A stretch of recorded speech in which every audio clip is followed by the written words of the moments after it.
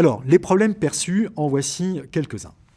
J'ai repris ici, c'était des questions ouvertes, j'ai repris la plupart du temps la formulation propre des professionnels. Donc, évidemment, au premier rang, et c'est normal, difficulté importante dans la communication. Et c'est vrai que c'est là où il faudrait mettre la quasi-totalité du pouvoir d'aménagement, parce que, en plus, s'il n'y a pas de communication, enfin, vous savez bien que c'est le propre du fonctionnement quotidien. Quand on n'a pas de communication, on ne peut pas comprendre ce que veut l'autre, et si l'autre ne comprend pas ce que lui dit, on ne peut pas non plus l'aider. Donc c'est le point crucial, c'est vraiment le nœud de l'aménagement, enfin le nœud de la prise en charge d'une personne qui relève du spectre de l'autisme. C'est avoir une communication de bonne qualité. Alors j'ai mis ici des exemples. L'étudiant autiste n'arrive pas toujours à exprimer les difficultés qu'il rencontre. Et ceci n'est pas étonnant, car parfois même, il sait qu'il est en difficulté sans vraiment identifier la source de la difficulté. Les étudiants en TSA perturbent la classe. On est toujours dans la sphère du social, parce qu'ils parlent tout seuls, ou qu'ils parlent fort, qu'ils font du bruit, etc., etc. Il y a des solutions, là, à mon avis, faciles qui sont à mettre en œuvre. Ne serait-ce que peut-être expliquer un certain nombre de choses à l'étudiant, ou le placer dans des conditions où il pourra, à certains moments, parler tout fort parce qu'il en a besoin pour comprendre ce qu'on vient de lui dire, assimiler ce qu'on vient de lui proposer, etc., etc. Autre particularité, enfin, autre problème qui est proposé par les professionnels, ils ont des troubles connexes, visuels, auditifs, moteurs, comme beaucoup d'autres personnes. Vous savez qu'il y a le spectre de l'autisme avec ses caractéristiques, telles qu'on peut les retrouver dans le DSM-5, et puis il y a aussi ce qu'on appelle des troubles associés ou des comorbidités. Donc, de fait, il y a d'autres troubles à prendre évidemment en considération, mais qui ne relèvent pas à proprement parler des caractéristiques de l'autisme. Des difficultés aussi, on tombe là sur une caractéristique tout à fait essentielle, que sont les fonctions exécutives, c'est des difficultés à s'organiser, à gérer les changements, à gérer l'imprévu.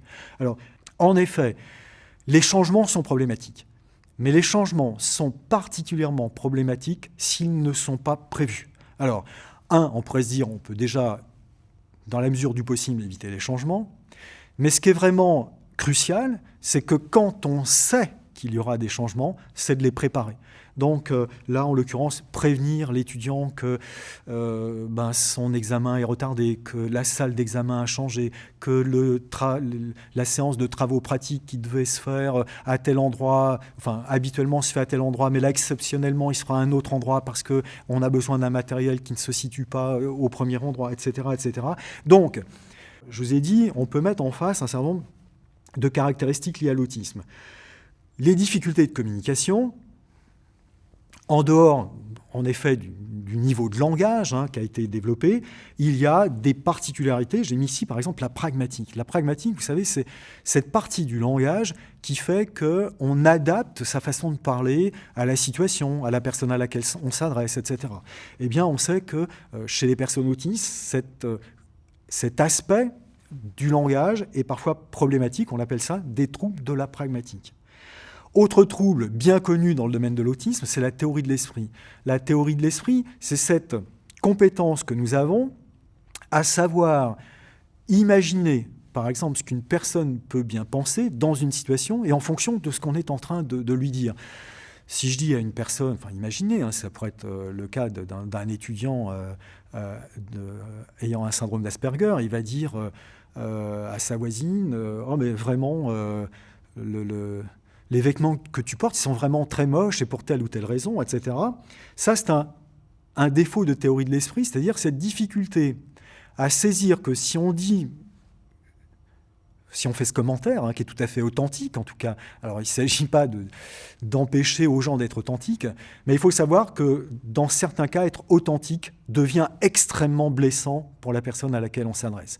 Et donc, forcément qu'on va trouver des troubles de la communication, de l'interaction sociale avec les étudiants. S'ils sont toujours extrêmement authentiques, mais parfois extrêmement blessants, vous voyez bien qu'ils vont finir par se trouver exclus du groupe d'étudiants dans lequel ils évoluent.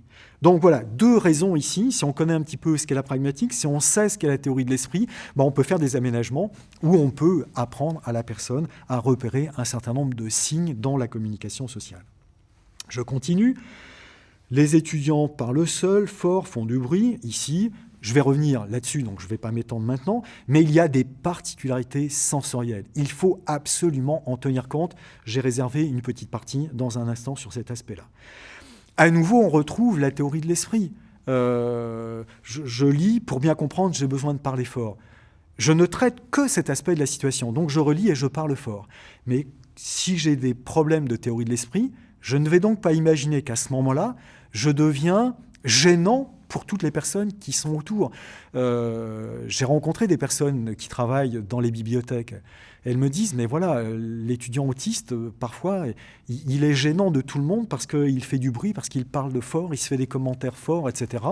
Bon, là, soit on va lui proposer une petite salle dans laquelle il pourra vraiment travailler parce qu'il en a besoin, ou on essaiera de lui apprendre à tenir compte des autres personnes. Ce n'est pas de la mauvaise volonté, c'est simplement un traitement qui ne se fait pas spontanément, qui ne se fait pas naturellement.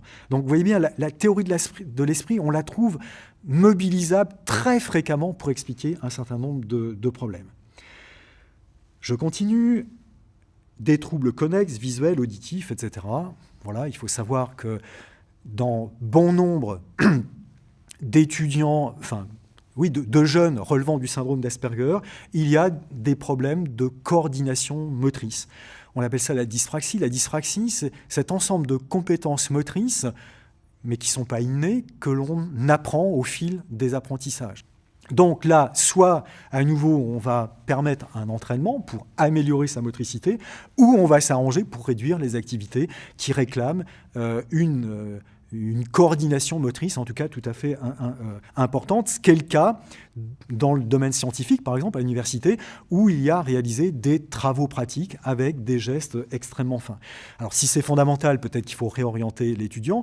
Si c'est moyennement fondamental, on va essayer d'aménager pour qu'il assiste bien à l'aspect pratique qu'il doit acquérir, mais on va éviter en tout cas qu'il fasse peut-être lui-même les gestes. On a aussi des problèmes d'hyperacousie. L'hyperacousie, vous savez, c'est cette possibilité qu'ont certaines personnes d'entendre des bruits infimes, voire dans une pièce à côté. Dans ce cas-là, pour cette personne, c'est un brouhaha incroyable et constant. Et si elle veut travailler, si elle veut discuter avec quelqu'un, elle est obligée de se mettre dans un endroit qui la débarrasse de tous les bruits qui l'empêchent de comprendre. On peut avoir des troubles de l'attention, on peut avoir des troubles de l'attention associés en plus à des troubles de l'hyperactivité, ce qui ne va pas être très facilitant, en tout cas pour tout l'aspect collectif, le travail en groupe par exemple. Et puis aussi la dépression. La dépression, souvent liée au fait que ces personnes autistes dites de bon niveau de compétences cognitives, intellectuelles, ces personnes ont du mal dans la relation sociale. Elles constatent bien qu'elles ont du mal à se faire des amis. Elles en ont conscience, ce qui, dans un certain nombre de cas, va déclencher des comportements, en tout cas, dépressifs. Difficulté à s'organiser, à gérer les changements, etc. Typiquement, ça relève d'une caractéristique qu'on appelle les fonctions exécutives. Alors, que sont les fonctions exécutives ? C'est cette compétence qui va me permettre à la fois de connaître les activités plus élémentaires que je dois enchaîner, et en plus de ça, la chronologie avec laquelle je dois enchaîner ces activités. Donc, vous voyez bien que les fonctions exécutives, c'est une compétence dont nous faisons usage quotidiennement, quasiment à chaque instant de la vie. Donc, si on a des problèmes de fonctions exécutives, ça touche aussi les jeunes qui rentrent à l'université, eh bien, je vais avoir du mal à m'organiser. Je vais avoir du mal aussi, j'ai mis ensuite la prévisibilité, à gérer les changements. Si on me laisse tout seul pour gérer les changements, ça risque même d'être catastrophique. Donc la prévisibilité, fonction exécutive, vraiment 2 points absolument essentiels. Alors la métacognition, c'est ce qui aide un petit peu à ça. La métacognition, c'est cette compétence que nous avons pour savoir, par exemple, qu'on a plus de difficultés sur cette partie du cours que sur celle-là, ce qui va nous conduire peut-être à consacrer plus de temps sur la première partie que sur la seconde. Ou au contraire, dire, là, j'y comprends tellement rien, il vaut mieux que je consacre mon énergie cognitive, mes facultés de travail sur une autre partie. Donc la métacognition, c'est aussi cette capacité à être la gestion des choses de manière très générale, c'est ce que veut dire méta, au-dessus, au-dessus du traitement cognitif. Et là, on sait qu'il y a des fonctionnements particuliers, en tout cas pour une partie des personnes Asperger. Deuxième série de problèmes qui ont été signalés, difficultés dans la dimension émotionnelle. Alors j'ai mis difficulté à comprendre les émotions, anticiper les émotions, avoir des émotions standards, etc. Une difficulté que rencontrent beaucoup de personnes autistes, c'est la lecture des expressions faciales. Quand vous adressez à un groupe, par exemple, vous voyez bien qu'à un moment donné, quand vous dites quelque chose, les gens ne semblent pas comprendre ou ne pas être d'accord, etc. Ce qui vous permet immédiatement d'ajuster votre discours, donner plus d'informations ou poser une question. Donc, la lecture des expressions faciales, c'est un élément de communication tout à fait important. Alors, il y a parfois des gens qui font des études, on dit « Ah, mais la communication non verbale, c'est 60% de la communication ». Alors, ça peut varier.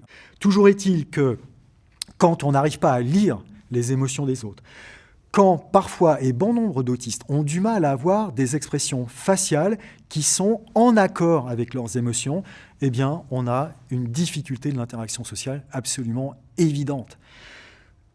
Donc, on pourrait croire que c'est du superflu, mais non, pas du tout. Les émotions, l'anticipation des émotions des autres. Alors, l'anticipation des émotions des autres, ça relève à nouveau de la théorie de l'esprit. D'accord ? Si je dis ça, normalement, elle devrait être contente. Elle n'est pas contente. Pourquoi ? Parce que j'ai mal expliqué ou parce que je me suis trompé sur ses propres intérêts, etc., etc. Donc, à nouveau, théorie de l'esprit au cœur vraiment de l'interaction sociale. Bon, avoir des émotions standards, ça aussi, peut-être en avez-vous rencontré. L'enfant autiste qui rit, personne ne comprend parce que ce qui le fait rire, lui, ne vous fait pas rire, vous, et parfois c'est réciproque, ce qui conduit, et je vais revenir aussi sur cet aspect-là, à avoir des explications, ce qu'on appelle des attributions sur ce qu'est la personne, parfois bien éloignées de ce qu'est la réalité. L'étudiant n'arrive pas à respecter les démarches, les procédures, les consignes, ou parfois le contraire. C'est-à-dire que vous avez donné une consigne et il l'applique à la lettre. Toujours est-il que très souvent, les consignes qui sont données ne sont pas totalement complètes. Il y a une part d'implicite.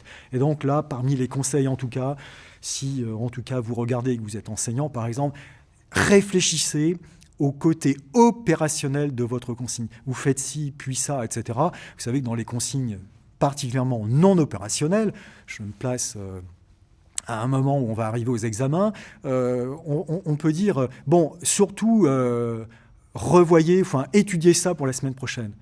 Mais qu'est-ce que ça veut dire, revoir ou étudier pour la semaine prochaine? Vous voyez bien que tout ce qu'on va en faire, du matériau donné en cours, va dépendre des procédures de traitement qu'on a l'habitude d'utiliser.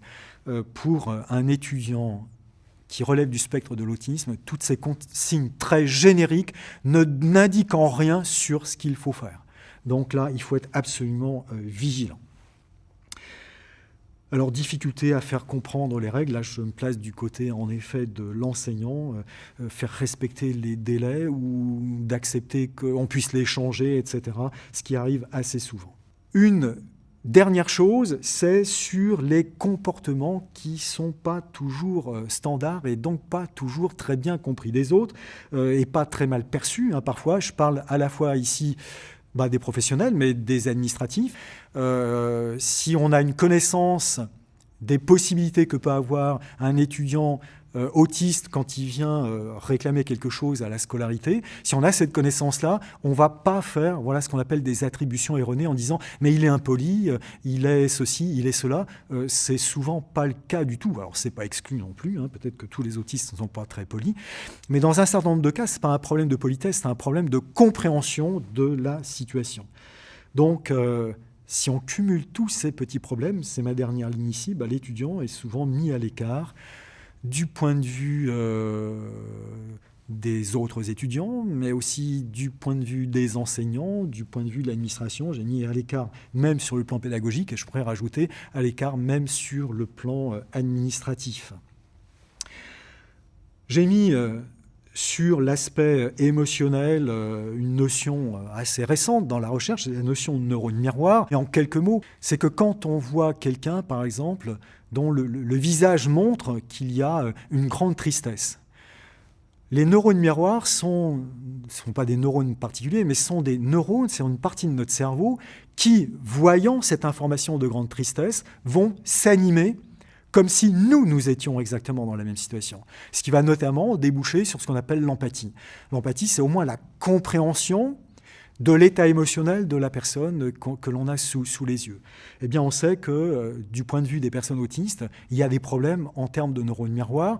Soit ils ne fonctionnent pas exactement de la même façon que chez les personnes ordinaires, soit surtout, ils ont un déclenchement retardé, ce qui fait que généralement, même s'il y a de l'empathie, elle ne va pas être immédiate. On va voir quelqu'un souffrir parce qu'il vient de se blesser, mais l'empathie ne va pas apparaître. Et justement, on va considérer que la personne autiste n'a pas d'empathie, ce qui n'est pas le cas. Et les raisons sont multiples, mais notamment pour ses problèmes de théorie de l'esprit, son problème de lecture des expressions faciales, ses problèmes de neurones miroirs, donc tout un tas en tout cas de bonnes raisons qui vont faire qu'au moins dans un premier temps, on aura l'impression que c'est une personne sans cœur, ce qui n'est pas du tout le cas.